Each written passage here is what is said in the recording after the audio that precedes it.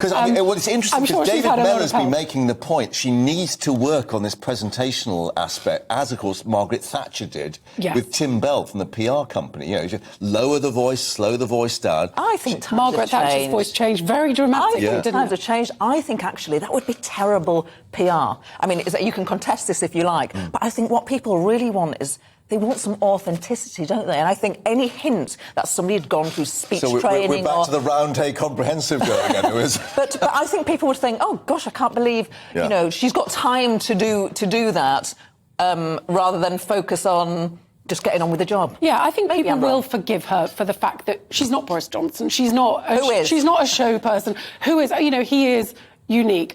But she maybe has other strengths. I think... At the end of the day, what will really matter is what she does for people and people worrying about how to pay their bills now.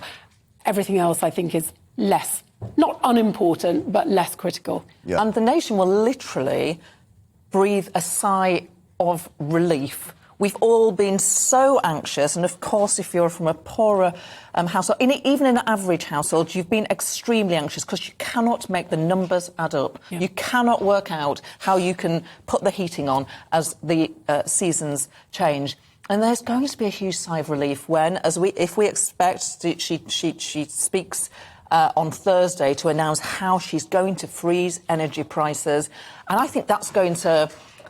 The Tories aren't in a great pole position at the moment, but I think that's instant bounce. Yeah, absolutely. I was reading yesterday that you need to be earning 64,000 not to be going into fuel stress, fuel poverty, as they call it, when the cap went to 3,500, let alone if it was to go to 6 or 7. So I think it will be a huge relief, at least. But of course, how it will be paid for, that's another matter entirely. I was at home with my mum in Bradford at the weekend. I hope she doesn't mind, but I was looking at her forecast. Now, she is a pensioner on pension credit, so that would bring you about £12,000 a year.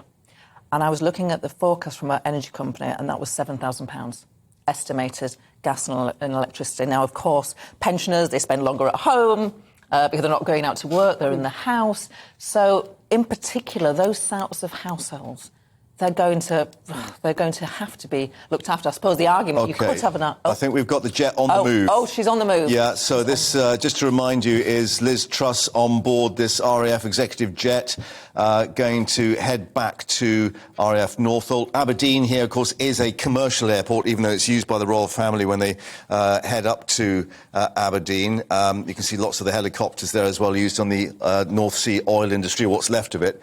But we are looking at perhaps a delay in terms of her appearance at Downing Street for that speech. We were expecting it at 4.